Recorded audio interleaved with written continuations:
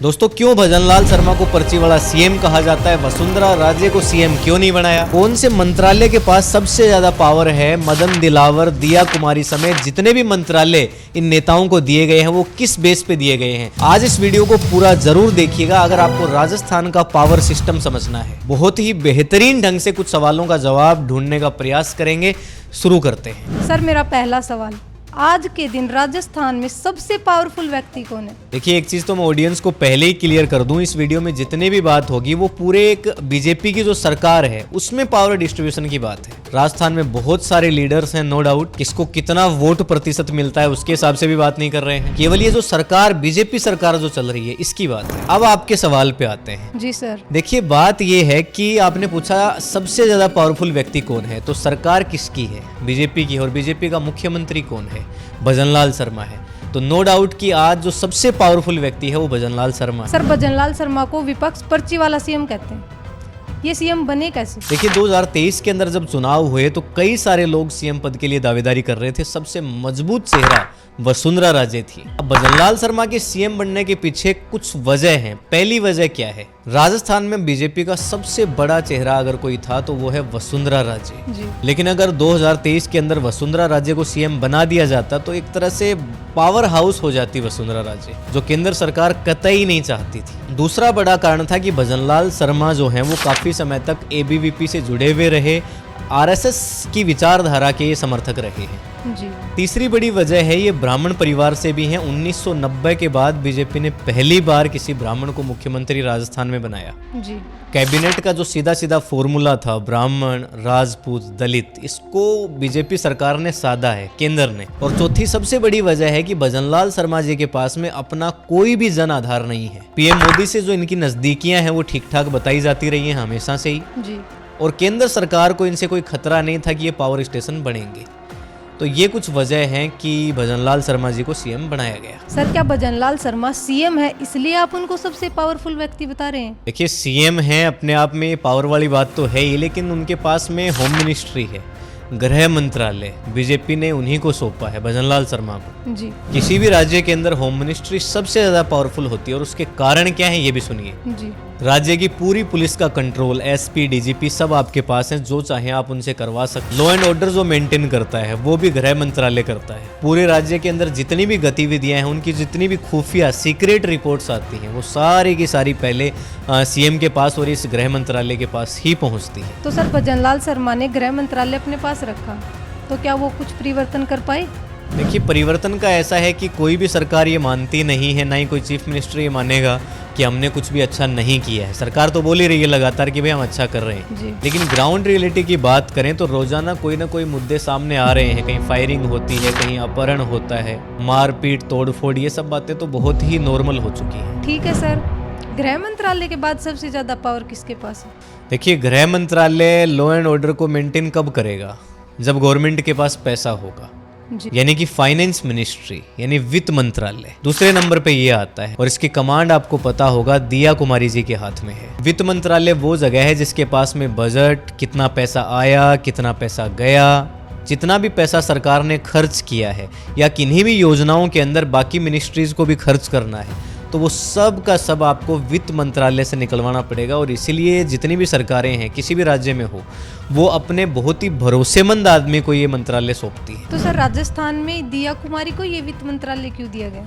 देखिए, दिया कुमारी जी एक तो राजनीतिक घराने से आती हैं, दूसरी बात ये है कि वो मुख्यमंत्री की रेस में थी। आपने उनको उप मुख्यमंत्री बनाया है तो संतुलन तो बनाए रखना है सरकार में। जी। तो दिया कुमारी को सिर्फ उप मुख्यमंत्री बना करके संतुष्ट नहीं किया जा सकता था, इसलिए साथ में उनको ये वित्त मंत्रालय भी दिया गया। जी। दिया कुमारी एमएलए रह चुकी हैं, एमपी रह चुकी हैं, पर्यटन संस्कृति से जुड़ा हुआ जो काम है उसका प्रबंधन कर चुकी हैं, राजघराने वगैरह तो उनके पास में है ही, तो उनका भी प्रबंध करने का जो अनुभव है एक उनके साथ में भी वो जुड़ी हुई है। जी। और बीजेपी को कहीं ना कहीं महिला सशक्तिकरण की बात भी करनी थी, तो एक महिला फेस जो है उसको भी मंत्रालय देना ही देना था, तो इसलिए उनको दिया गया। सर, इस कड़ी में वित्त मंत्रालय के बाद कौन सा मंत्रालय आता है?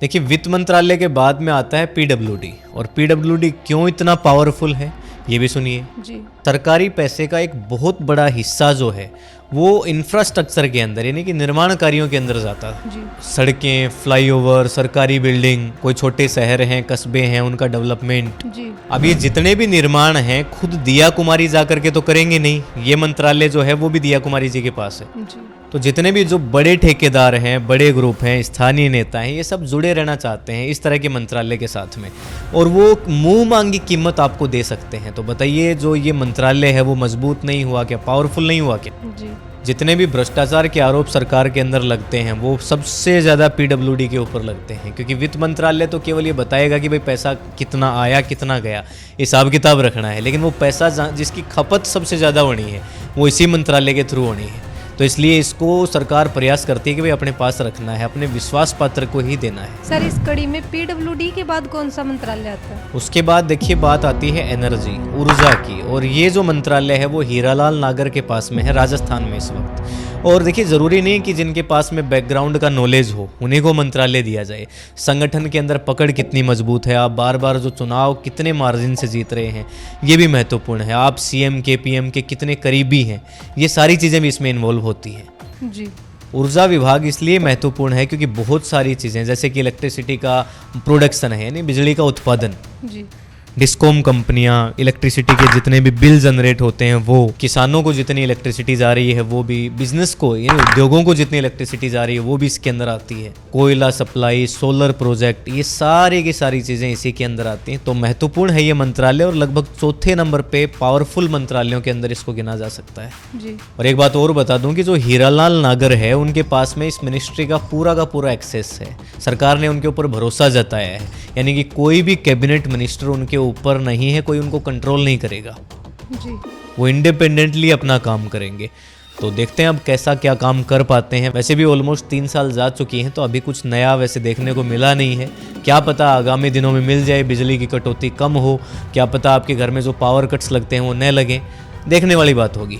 सर, बहुत सारे लोग पंचायती राज को भी महत्वपूर्ण मंत्रालय मानते हैं, लेकिन जो स्टार्टिंग में हमने बात करी है, होम मिनिस्ट्री है, फाइनेंस मिनिस्ट्री है, पीडब्ल्यूडी है, और एक तरह से जो पावर जो सिस्टम है यानी कि ऊर्जा मंत्रालय है, इन सब को सबसे ज़्यादा महत्वपूर्ण इसमें समझा जाता है। बाकी जो आपने पंचायती राज की बात करी है, ये बेसिकली पंचायत के बेसिस पे जो सरकार है, यानी कि पंचायत वाली सरकार, जी इसके अंदर जितनी भी ग्राम पंचायत है और पंचायत समिति हैं सब आ जाती हैं। जी रूरल देहाती क्षेत्र के अंदर जितनी भी चीजें हैं, सड़क, पानी, रोजगार, आवास, गांव की जितनी भी छोटी मोटी योजनाएं हैं वो सारी इसी के अंतर्गत आएंगी। जी आपके घर पे पानी आ रहा है कि नहीं आ रहा, शौचालय बना है कि नहीं बना है, प्रधानमंत्री की तरफ से आपको आवास मिला कि नहीं मिला, मनरेगा जैसी योजनाएं हैं वो सारी इसी में है। जी तो लोकल एरिया के अंदर आप पूरी जो पकड़ है वो बना करके रख सकते हो। बजट अच्छा खासा होता है इस मंत्रालय के पास भी, और जो लोकल नेता हैं जैसे सरपंच है, प्रधान है, जिला प्रमुख, पंचायत अधिकारी, विकास अधिकारी, ये सारे के सारे आपके नेटवर्क में हैं, तो आपकी एक अच्छी पकड़ बन जाती है भाई छोटे लेवल पे, ये तो मानना पड़ेगा। सर, शिक्षा मंत्रालय भी महत्वपूर्ण माना जाता है। देखिए शिक्षा मंत्रालय भी महत्वपूर्ण है, हेल्थ मिनिस्ट्री है वो भी महत्वपूर्ण है, इसमें लगभग ये टक्कर के ही मंत्रालय हैं दोनों।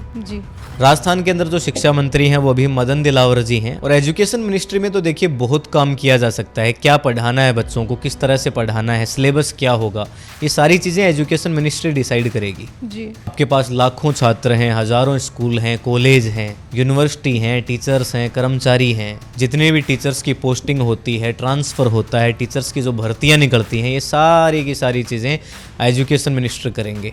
जी इस मंत्रालय के पास भी बढ़िया बजट जो है वो रहता है कि भाई स्कूल की जो इमारतें हैं उनका निर्माण करवाना है, मिड डे मील के लिए है, जो छात्रवृत्ति है वो देनी है बच्चों को, डिजिटल शिक्षा पे आप कितना काम करेंगे, भर्तियां कितनी करवाएंगे, आप किस लेवल पे करवाएंगे, जी बुक्स आप बच्चों को किस तरह से प्रोवाइड करवाएंगे, तो कितना सारा काम इसके अंदर किया जा सकता है। ये वही राजस्थान है जिसके अंदर झालावाड़ के अंदर स्कूल की इमारत गिरी थी और बच्चे दब करके मर गए थे उसके नीचे। अगर देश की शिक्षा को आपने सुधार लिया तो एक तरह से आप रिवॉल्यूशन कर देंगे, क्रांति हो जाएगी। तो सर, अगर सारे मंत्रालयों पर डिस्कस करने बैठ जाएंगे तो वीडियो बहुत लेंथी होगा। हाँ देखिए डेफिनेटली जो इम्पोर्टेंट मंत्रालय हैं जो सबसे मेन जो इम्पोर्टेंट पावर जिन लोगों के पास है उसकी बात तो हम कर ही चुके हैं और ऑडियंस ने शायद समझ भी लिया होगा। अब ऑडियंस के विचार क्या है, तो राजस्थान में देखिए बहुत सारी मिनिस्ट्री हैं। अगर डिटेल्ड वीडियो आपको चाहिए सभी मिनिस्ट्रीज़ के ऊपर तो कमेंट सेक्शन में लिख करके ज़रूर बताइएगा। हम और ज़्यादा आगे ये से वीडियो फिर कितना भी लेंदी जाए 1 आवर 2 आवर 3 आवर फिर नेक्स्ट वीडियो हम लेकर के आएंगे और पूरा डिस्कस करेंगे। लेकिन वो वीडियो तब आएगा जब लगभग 200 कमेंट्स इस वीडियो के नीचे कंप्लीट हो जाएंगे कि भाई हम डिटेल में जानना है हमें। बाकी होप करता हूँ कि निश्चित रूप से आपने इस वीडियो से कुछ सीखा होगा। मिलेंगे नेक्स्ट वीडियो में, तब तक के लिए जय हिंद जय भारत।